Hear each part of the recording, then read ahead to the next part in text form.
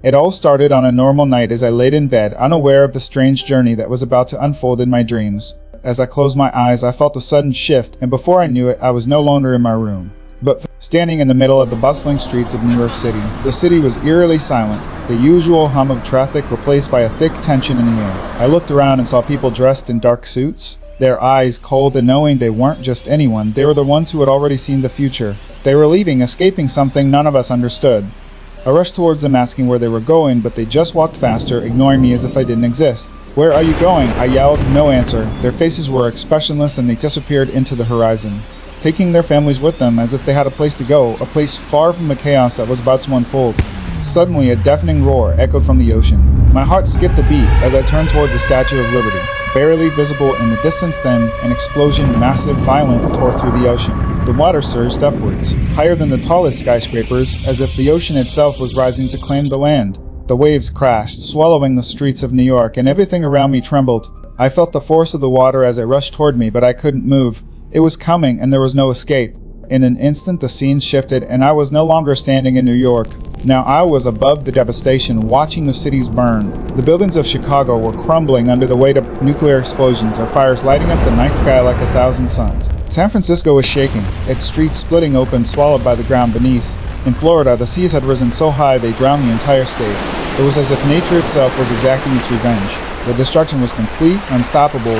But the most terrifying thing wasn't the destruction, it was the realization that I was not just watching this happen, I was seeing it from the inside, as if I had been transported into the heart of their secret plan. Then I was pulled into a hidden dark room. 13 figures sat around a massive table discussing the fate of humanity. Their faces were hidden in shadow, their eyes gleaming with cold purpose. They were the elite, the ones who had orchestrated everything, the Illuminati, the Freemasons, the 322.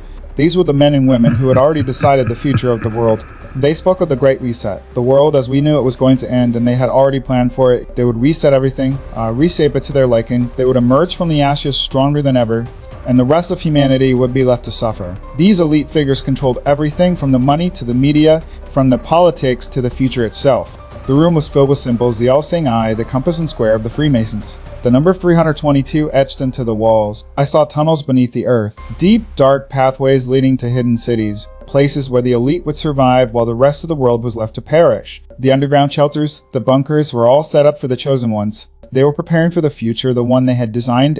Then as the meeting continued, I was shown images, visions of what was coming. A massive nuclear missile launched from a submarine beneath the ocean, headed toward New York. A second missile followed, aimed at Los Angeles. The entire world was sending missiles to each other, and the skies were lit with explosions. The Great Reset was coming, and only a few would survive. I saw their faces, the ones who had already chosen to escape, families moving to underground cities, leaving the rest of us behind. I was transported again, this time to the flooded streets of New York. I could see the water rising, covering everything in its path. People were running in every direction, panicking, trying to escape the rising tides. The once bustling city was now a ghost town, its buildings swallowed by the ocean.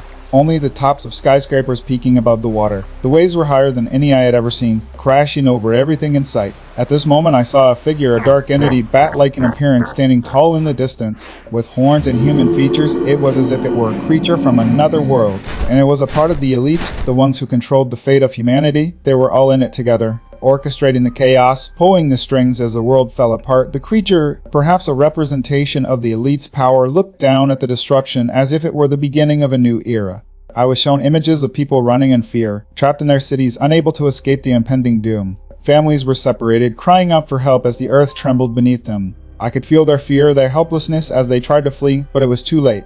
The scenes kept shifting, moving between cities, between chaos. I saw Los Angeles, where fire and destruction had taken over. I watched as San Francisco crumbled, its buildings falling one by one. While the Florida coastline was consumed by the rising tides, I saw people looting stores in desperation, running with arms full of supplies, pushing others away just to get something to eat or drink. The fear was overwhelming. It was a nightmare, but it felt so real I couldn't wake up. And then, just when I thought I couldn't take it anymore, I found myself in the center of a secret underground meeting. The elite were speaking, laughing as the world burned above them. They had already planned the reset. They were going to start over, rebuilding everything according to their twisted vision. But suddenly it all stopped. I was back in my bed, sweating and gasping for air. My heart was pounding in my chest, and for a moment I wondered if it was all just a dream. But deep down, I knew it wasn't. I had seen something, the truth about what's coming. The world is changing, and it may never be the same again. I asked myself, what if this dream wasn't just for me? What if I was shown all this so you could see what's coming? I didn't wake up by accident. This fire in my chest, it's not fear, it's a warning to those still asleep. Thinking everything is normal, wake up before the wave comes and gets you.